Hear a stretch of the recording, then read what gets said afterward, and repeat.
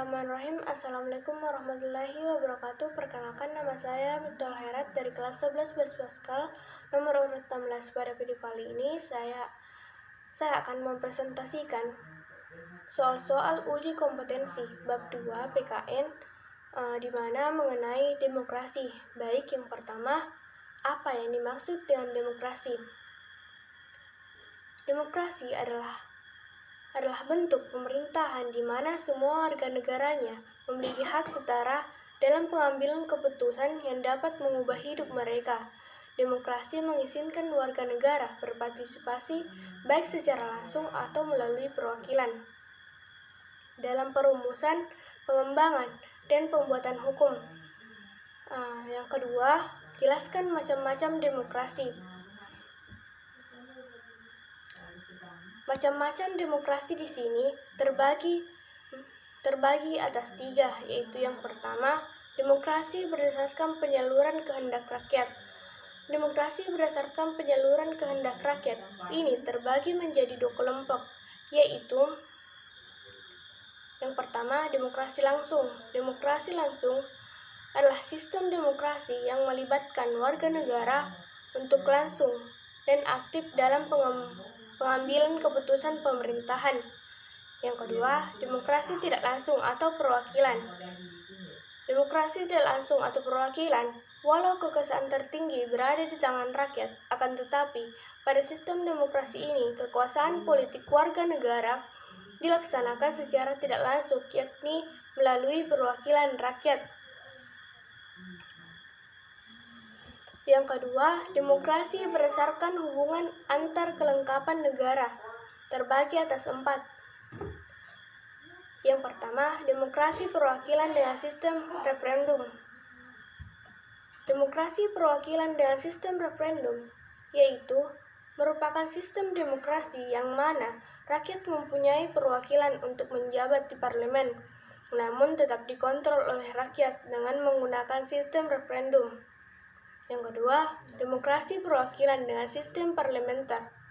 Demokrasi perwakilan dengan sistem parlementer, yaitu merupakan sistem demokrasi di mana terdapat hubungan kuat antara badan eksekutif dan badan legislatif. Yang ketiga, demokrasi perwakilan dengan sistem pemisahan kekuasaan. Demokrasi perwakilan dengan sistem pemisahan kekuasaan yaitu merupakan sistem demokrasi yang menjelaskan kedudukan antara eksekutif dan legislatif terpisah, sehingga tidak berkaitan secara langsung seperti halnya sistem parlementer.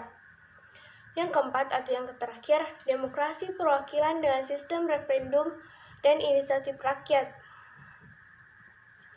Demokrasi perwakilan dengan sistem referendum dan inisiatif rakyat yaitu merupakan sistem demokrasi penggabungan antara demokrasi perwakilan atau tidak langsung dengan demokrasi secara langsung. Adapun dalam sistem ini masih tetap ada badan perwakilan, akan tetapi dikontrol oleh rakyat melalui referendum dan sifatnya fakultatif dan obligator. Yang ketiga, demokrasi berdasarkan prinsip ideologi. Sistem demokrasi berdasarkan prinsip ideologi terbagi menjadi 3 bagian, yaitu yang pertama, demokrasi liberal. Demokrasi liberal yaitu merupakan sistem demokrasi yang menjunjung tinggi hak setiap warga negara serta memberikan kebebasan setiap individu dalam mengemukakan pendapatnya. Adapun demokrasi liberal ini dapat disebut juga dengan demokrasi konstitusional yang dimana pemerintah wajib melindungi hak-hak individu warganya sesuai apa yang telah tertera dalam konstitusi. Yang kedua, demokrasi rakyat. Demokrasi rakyat yakni merupakan sistem demokrasi yang dijalankan berlandaskan paham sosialis atau komunisme, yang mana kepentingan negara dan kepentingan umum menjadi yang terpenting di atas kepentingan individu. Yang ketiga atau yang terakhir, Demokrasi Pancasila. Demokrasi Pancasila yaitu merupakan sistem demokrasi yang dilaksanakan berdasarkan nilai-nilai yang terkandung dalam Pancasila. Adapun sistem demokrasi Pancasila ini berasaskan musyawarah mufakat yang mengedepankan kepentingan umum. Soal yang ketiga. Jelaskan Sokoguru Demokrasi Universal. Sokoguru Demokrasi Universal adalah sebuah sistem dari demokrasi yang akan dilakukan penegakan pada sebuah daerah dari sebuah dasar akan pijakan serta sebuah pilar maupun sebuah tiang yang melakukan penyanggaan yang dimana juga akan dapat hidup dengan kokoh, yang dimana memiliki kemampuan untuk melakukan adaptasi secara penyeluruhan dan juga pada berbagai macam bentuk lapisan pada masyarakat dengan melakukan penembusan baik itu sekat, ruang, hingga waktu. Soal yang keempat. Jelaskan bahwa nilai demokrasi Pancasila lebih unggul jika dibandingkan dengan demokrasi lainnya. Adapun macam-macam nilai demokrasi yang dianggap menjadi lebih unggul apabila dilakukan perbandingan dengan berbagai macam-macam demokrasi lainnya yang ada di dunia ini adalah yang pertama. Terdapat sebuah bentuk penghargaan dari sebuah bentuk akan hak asasi manusia dan juga berbagai macam bentuk hak-hak yang ada pada minoritas tidak akan dapat dilakukan pengabaian. Yang kedua, lebih melakukan pendahuluan terhadap berbagai macam bentuk dan kepentingan yang dimiliki oleh masyarakat. Dalam hal tersebut, hak yang dimiliki oleh rakyat akan dilakukan pengakuan dan juga penghargaan. Yang ketiga, lebih melakukan pengutamaan terhadap berbagai macam bentuk musyawarah untuk mufakat dan kemudian akan lebih menggunakan berbagai macam bentuk suara yang dianggap lebih tinggi.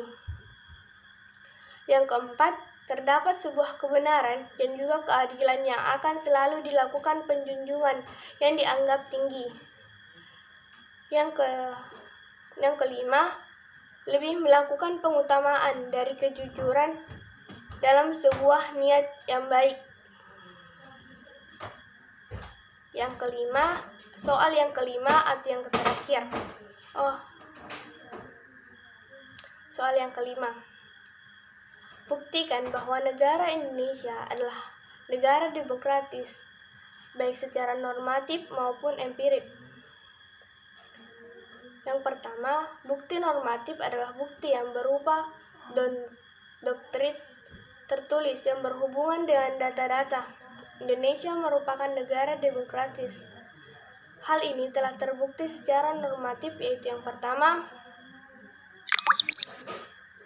pembukaan Undang-Undang 1945 alinea keempat. Yang kedua, Undang-Undang Dasar 1945 Pasal 1 Ayat 1. Yang ketiga, Undang-Undang Dasar 1945 Pasal 1 Ayat 2. Dari penjabaran bukti normatif di atas, simpulan bahwa negara Indonesia adalah negara kesatuan yang berbentuk republik, yang kekuasaan tertingginya berada di tangan rakyat dan pelaksanaannya diatur menurut undang-undang.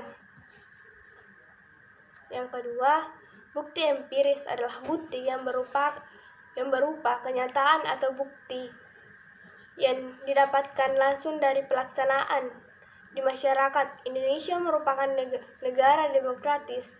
Hal ini terbukti dengan adanya pemilu yang diadakan untuk melakukan pemerintah, baik pemerintah pusat maupun pemerintah daerah. Yang kedua, pembagian kekuasaan yang ada di jajaran penguasa, legislatif, eksekutif, dan yudikatif.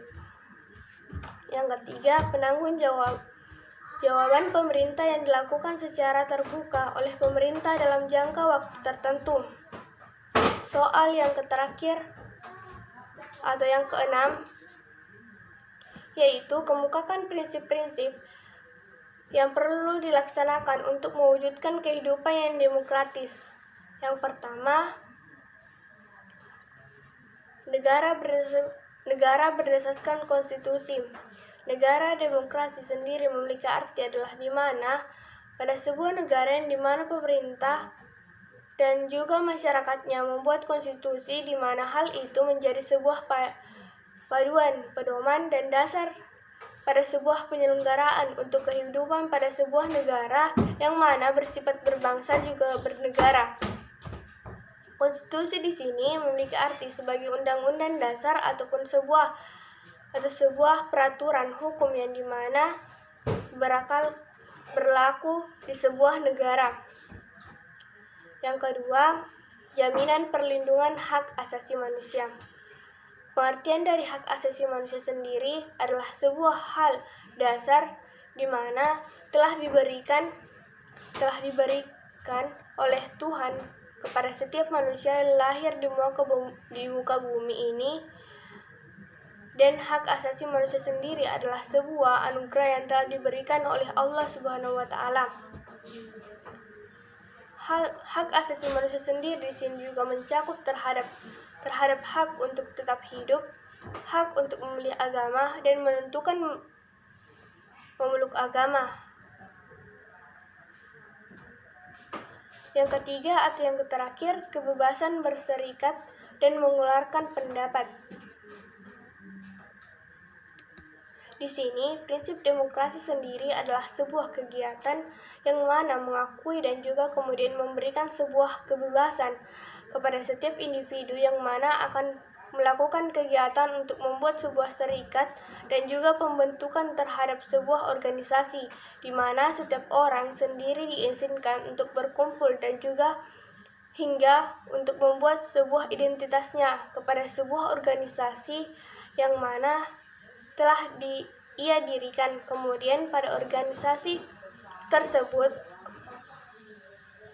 membuat setiap orang kemudian dapat melakukan perjuangan dalam mendapatkan hak dan juga untuk melakukan kewajibannya. Mungkin cukup sekian dari pemaparan jawaban uji kompetensi bab 2. Kurang dan lebihnya mohon dimaafkan. Saya kira dengan ucapan wabillahi taufiq wal hidayah. Wassalamualaikum warahmatullahi wabarakatuh.